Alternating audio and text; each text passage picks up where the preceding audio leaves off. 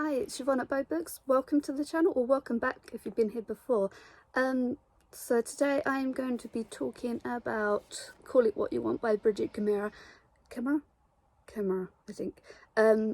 If you saw my current to be read pile, I think it was, this was in there. So yeah, I actually read something off my to be read pile. Usually I have like the pile and then I just go and buy more books. Oh, before I get started, hair bows today are ones I've had for a while. I think they were from an Etsy shop called Brucey Loves You. So it's like supernatural theme. This is the Dean one, and this is the Sam one with the demon blood. I'll put in a slide as well of a photo from a convention I went to where I had them, and I think it was my first time meeting Jensen, but my second time meeting Jared, and I asked them to wear them with me, and it's a great photo. Like, Jared actually put it in his hair, which is awesome. Jensen didn't, but I think Jensen's quite reserved anyway, so that's fine. It was still fun. Anyway, so onto the book. So the title has really thrown me with this book because, like, my brother was calling it Bruce or something earlier, because he was like, oh, it said call it what you want, so I was asking you how Bruce was. I was like, I really don't get your humour. But yeah, I think it plays on a lot of like themes throughout the book. So like, you know, the possible relationship between Rob and Megan, the two main characters. The story oscillates between their voices. So like one chapter is Rob, one chapter is Megan, back and forth. So, you know, is it a relationship, is it not? And then there's other things going on in both their lives, and it's like, what do we call this situation? So I think like that's commenting more on and, you know, not every situation has a finite path to it. Not everything is black and white. There's all sorts of, I don't want to say it, shades of grey. That book has ruined that phrase for me. So yeah, I think I read out the back blurb about, you know, Rob's dad has embezzled from the town and Megan's sister is pregnant, and actually kind of both stories really resonate with me because I think I've mentioned before, I watch a lot of anti-MLM content. I love Deanna Mims, I'm part of her Patreon group. I like Kiki Chanel, she's great. Kimberly. I wasn't sure about her at first, and then I saw a video and she was like covering this video that some Huns did on a boat, and oh my god, it cracked me up so much. She was like getting on her seat and doing the dance as well. I was like, how could you not love Kim Blair after that? Yeah, I watch a lot of that sort of stuff, but I also listen to podcasts as well, and one I've been listening to a lot recently is Swindled, and I totally recommend it. Yeah, so Rob's situation just sounds exactly like all the content I kind of consume at the moment when I'm not reading. So that really resonated. And then like Megan's sister is in college and she's gotten pregnant accidentally, and like I was pregnant young, and that's a whole situation. My son does watch his videos, so I don't really want to embarrass him or anything with it, but I totally understand what it's like to be like young and in that situation of, I'm not in a established relationship, and what do I do for the best in this situation, and, you know, trying to ignore it even though, like, you know, you've got a time limit. In the end of that time limit, you don't make a decision, you've got a baby. So so I really resonated with that, and don't worry, as soon as I knew I was having her, I was like, you know what, it's not the kid's fault that I am in this situation, and he's one of the best things to ever happen to me. So yeah. So yeah, anyway, lots of this book resonated. I thought it was a really interesting read as well, because even though there is a bit of a romance between Rob and Megan, it's kind of on the back burner for everything else going on. So Rob's dad, he got caught before this book, about a year before this book, embezzling from everyone in town. He did something in finance anyway. I've just noticed how uneven my eyebrows are, by the way, sorry. Oh my god. Yeah, so he's embezzled from everyone in town, and there was a lot of arguments at home, and they were having all their stuff taken, all that sort of thing.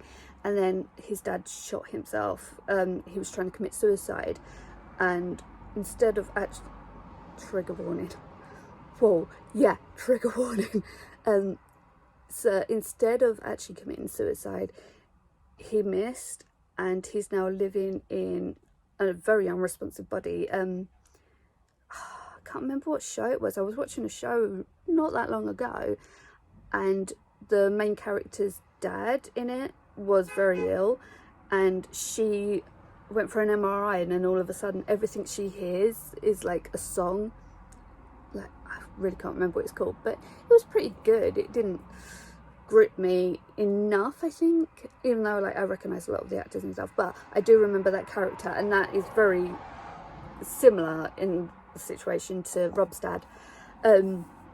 So Rob is kind of bearing the brunt of all his father's mistakes, but having to live with a father who, you know, he used to be a good father, but at the same time he did all these bad things to other people, and Rob's got to reconcile who he knew his dad to be with who this person is. And not only that, but like, what does that mean for him? Like, because he always thought his dad was a good guy, he thought they were very similar. Does that mean he's a thief too? And he does start taking money from his best friend, and then other things as well. So that's another thing that plays into it. Call it what you want. Is it theft if you're taking from people who have an abundance, who, you know, won't miss the money if you're going to help other people? Like, he knows a girl who just gave out her credit card number because who cares, it's just money, and then he uses that to buy some shoes for a woman who's on very limited funds, and she needs her shoes for work, and her ones break in front of him. She's one of the victims of his dad as well, so he feels like this obligation to make things better almost. So yeah, there's a grey line there. With Megan's situation, you know, she finds out about her sister, and unlike me, her sister was pregnant with her university lecturer. They'd been having an affair, and her sister wasn't dealing with it well. She was on a scholarship as well, so it meant, does that mean that she lost a scholarship because of the actions of a teacher who should have known better? And also, like, there's one part she phones up the teacher, sorry, and she's using her sister's phone, Megan's phone, because that way he'll pick up. And his wife answers, and she's like, oh no, not another one, which implies, you know, he's got previous behaviour.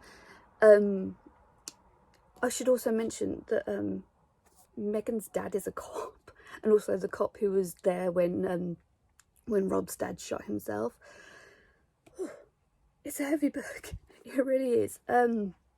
So yeah, like, there's a lot of conflict in Megan's life as well, and I think it's really interesting. They get put together. They're not friends. They know each other. It's one of those situations where you're like, I know their name, I know what they look like, but that's pretty much my limitation of interactions with them. But then they're put together in class. Megan also has a reputation for having cheated on her SATs, so, which isn't the same as the British SATs, if you're like one of my English friends watching. So yeah, she's put together with Rob. They're both social pariahs in their own way. They've both got so much going on, and they kind of connect over that, but at the same time their situations are so different that it's kind of adjusting to, okay, my life is bad, but it's not bad in this way, but that doesn't mean that like both situations aren't valid. So that, yeah, it sounds like it's a really preachy book, but I swear it's not. It's a really sweet book. And like, there's a twist at the end. Like, you find out that, like, as the story goes on, you find out more about Rob's dad, and also Connor, his ex-best friend's dad. And like, even the first introduction, I was like, I know what's up with this story, and it does follow the trajectory I expected it to, but that didn't make it any less enjoyable to get there.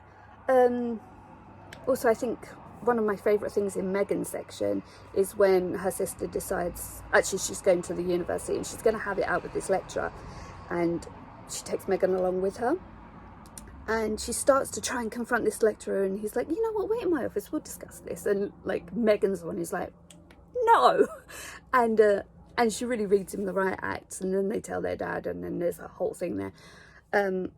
So the ending as well, it's not really a come good story, because, you know, the situation is so complicated, that, you know, coming good isn't you know, isn't great in any way. Like, you know, something has to give, something gives, and then there's a new normal, which I think is a really good way to end a story as well. Like, as much as I love a happily ever after, having the situation where, you know, Megan's sister is having her baby, she's had her scholarship deferred, she's able to carry on with her own life. Like, one mistake doesn't define you. I think that's quoted in here a few times.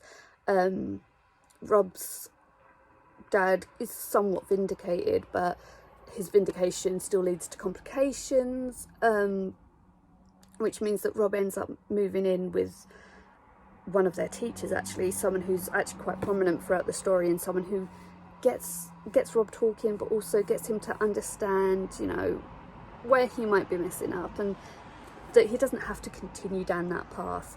So I think it's really good, you know, in terms of, you know, your actions don't have to define who you are as a person, but you also have to be aware of where your actions are going wrong and how to pull them back to make them better again, if that makes sense. So I really enjoyed it. The chapters were quite short. I do like a short chapter. I just feel like I'm going through it faster. I know that sounds really weird. I thought the characters were quite in depth as well. Like, it didn't take long to understand each characterization and understand, you know, that seems out of character, that seems in character. I think Rob took a little bit longer to get to know than Megan, but I think that made me respond more because Megan wasn't necessarily an open book, but she was easier to comprehend, she was easier to associate with, like who I am as a person and who she is as a character. Yeah, my mum just called me, sorry. I don't know if you could hear that on the end of that last clip. I don't think I can edit it out, I was still talking. But if you couldn't hear it, that's great. She was calls up the stairs, and I can't hear properly because I've got a big window just like there. I'm trying to demonstrate with that, and I've got another window there, and they're both open because it's hot today, but even if they're closed I can hear the traffic and I can't hear much else going on. So yeah, I recommend that book. I don't recommend it if you're looking for something light and fluffy, but I definitely recommend it. It's a really good book. So I think that's all for today. I say that I'm definitely going to be taping a couple of videos today just because of the way my schedule works out. So that's it for this video, I guess. Thank you, and I'll see you next time. Please like, comment and subscribe if you enjoyed this content. Yeah, see you later.